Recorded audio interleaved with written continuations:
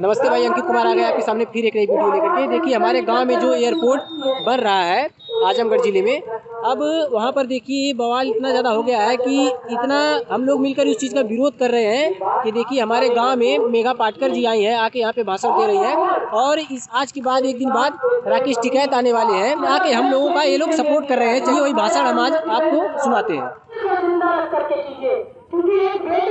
Airport जो है उसका दौरा कितनी बार किया, सिर्फ योगी जी और मोदी जी। सभी साथियों को जिंदाबाद। आवाज दो हमें, आवाज दो हमें। ये भी गौर करें, ये एक मोटिवेशन भी है। सब लोग कहते हैं हम जान दे देंगे लेकिन जमीन नहीं देंगे, जान दे देंगे लेकिन वो आंटी बैठी हुई है लाल कलर की दफ्ती लेकर के, उन्होंने लिखा हुआ है और साबित किया हुआ है कि देश की नारियां कुछ भी कर सकती है। हम अपनी जान भी नहीं देंगे और अपना आशियाना भी नहीं देंगे। मेरी लड़ाई उस सिस्टम से है। निकलना पड़ा अपना आवास और अपनी खेती अपने भाई बहन बचाने के लिए अपने माँ पिता के साथ आने के लिए। तब पता चला कि यहाँ ऐसा कुछ हो रहा है कि पुलिस घुसकर अंदर आ रहे हैं। यहाँ ये डकैती है कि वो आकर किसी के नाम पर पीढ़ियों से जो जमीन है, जो बाप दादाओं ने जीवित रखी है खेती, ताकि आप अन्नदाता बने रहे और हमें अन्न सुरक्षा देते रहे। ऐसी संपत्ति नहीं होती है, जीने का आधार होता है, संपदा होती है। और ऐसे प्राकृतिक संसाधनों पर इस प्रकार का हमला करना, मुझे नहीं लगता है कोई अगर संवेदनशील व्यक्ति होगा, वो चाहे प्रधानमंत्री, मुख्यमंत्री, मंत्री, विधायक, सांसद या कोई पुलिस अधिकारी हो, तो वो भी कभी मंजूर कर सकेगा। और ये कभी भी मंजूर नहीं है हमारे संविधान को। ये है संविधान, ये अंग्रेजी में है, लेकिन आपके हाथ में हम लोग संविधान जरूर देंगे और संविधान की एक प्रस्तावना करेंगे तो आप समझेंगे कि बाबा साहेब अम्बेडकर जी ने क्या दिया, क्या दिया राजेंद्र प्रसाद बाबू जी ने, क्या दिया संविधान सभा ने, क्या दिया महात्मा गांधी से लेकर शहीद भगत सिंह तक। मंगल पांडे और ओबेदुल्ला मिलकर लड़े हाथ में हाथ डालकर। अशफाकुल्ला ने भी जान दे दी तो आदिवासियों के बिरसा मुंडा करके अभी भी मांगाई खाजा नाई सब लोग इस भूमि अधिकार के लिए लड़ते लड़ते जेल में अंग्रेजों से मारे गए। आज क्या हम कहेंगे कि काले अंग्रेज की सत्ता पर बैठे हैं? ऐसा ही चित्र देश में दिखाई दे रहा है।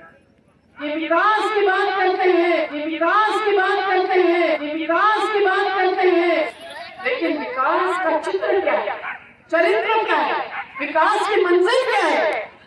हमारे अनुसार ही नहीं, ये संविधान में लिखा है कि हर 14 साल तक के बच्चे को शिक्षा मुफ्त मिलनी चाहिए। हर व्यक्ति को, भारत के नागरिक को सकस आहार देना चाहिए। हर राज्य में शराबबंदी और नशाबंदी होनी चाहिए। ये शासन का कर्तव्य और जिम्मेदारी है, ये यहाँ लिखा हुआ है। लेकिन इसको ये विकास नहीं मानते। भूमिहीनों को जमीन देने के बदले ये सैकड़ों सैकड़ों हेक्टर जमीन अडानी, अंबानी और सभी उद्योगपतियों को देते हैं। ग्राम सभा को पूछते नहीं है, ग्राम पंचायत को मानते नहीं है। तो क्या मतलब है? संविधान ने ही जो पंचायती राज दिया है, आज हम बाबा साहब को नमन करते हैं। उस राज को ये नकारते हैं, धिक्कारते हैं, कुचलते हैं। ये संविधान विरोधी लोग हैं जो सत्ता पे बैठे हैं और हम संविधानवादी हैं।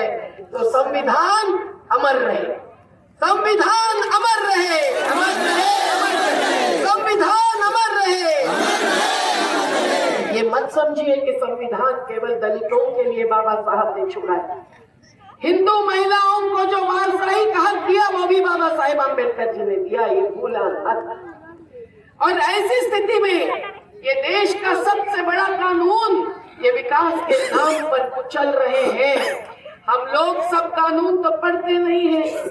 हमारे युवा साथियों को मैं ऐलान करती हूँ कि एक एक बार तो संविधान पढ़ लीजिए, जिसमें समता और न्याय की बात है। लेकिन कहाँ है देश में समता, कहाँ है न्याय?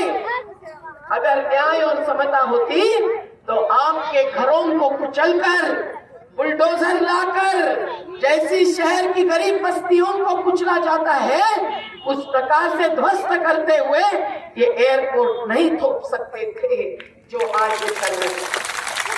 साथियों, उसके बाद नर्मदा से नदी गांव तक सारी लड़ाइयां चली, अहिंसक सत्याग्रही बनकर गुजरात के धरने की रैलियों में, लेकिन कभी पत्थर न उठाए।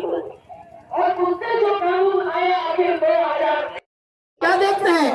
खून किस जाति का है, किस धर्म का है, ये देखते हैं कि ए है कि बी है कि ओ है कि आर है, ये देखते।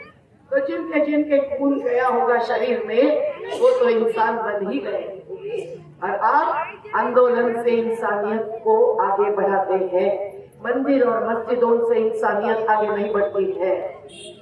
इस प्रकार के आंदोलन के तेरे पर इंसानियत जागरूक होती है।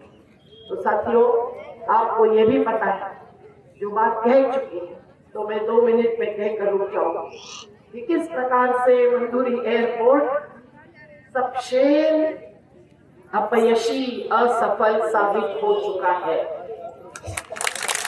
इस मरे हुए एयरपोर्ट को जिंदा करना ये एक बहुत बड़ी साजिश है। आपकी हाईवे के बाजू की जमीनें हैं, ये कहेंगे आपको कि हम 2 गुना देंगे, हम 4 गुना देंगे, हम लाखों रुपया देंगे। आप समझिए 12 लाख, आप अगर डटे लेंगे तो बोलेंगे 24 लाख, लेकिन लाख हो या करोड़ हो, पैसा बचता नहीं है। हमने भी किसानों को जमीन नहीं दी, उनको 60 लाख दिलवाए, सुप्रीम कोर्ट कहने लगा कि अब डैम तो पूरा हो रहा है, तो 5 लाख के बदले उन्होंने 60 लाख, लेकिन 60 लाख में हमारे आदिवासियों ने जमीन खरीदी। पर कई सारे किसानों ने बेटी के शादियों पर या महल बनाने पर पैसा खत्म हुआ, ये आप मैं बता रही हूँ। और ये दलालों को छोड़ेंगे जो उसमें से पैसा निकालना चाहे। आज भी आपके गांव में होंगे 2-4, उन दलालों को भी आपको समझाना पड़ेगा। हमला तो नहीं करना है, हिंसा को हम मानते ही नहीं है, हिंसा का जवाब भी हम हिंसा से नहीं देते हैं, भले वो हमको अर्बन नक्सल कहे या माओवादी कहे। हमारे को तो माओवादी, नक्सलवादी उनके साथी मान ही नहीं सकते।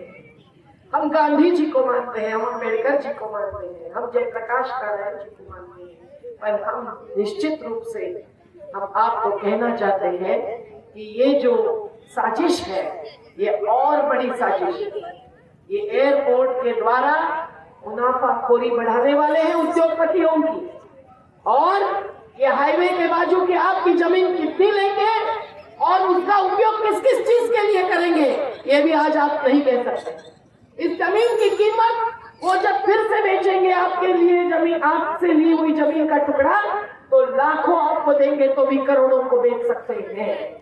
आप समझ लीजिए, आज जो आपके हाथ में प्रकृति का धन है वो बाजार नहीं है, लेकिन अगर बाजारी कीमत भी आप लगाने देंगे उनको, तो उसमें भी आप फंसाए जाएंगे। इस पर कई सारे उदाहरण मैं आपको दे सकती हूँ, तो इसीलिए मैं इतना ही कहूँगी।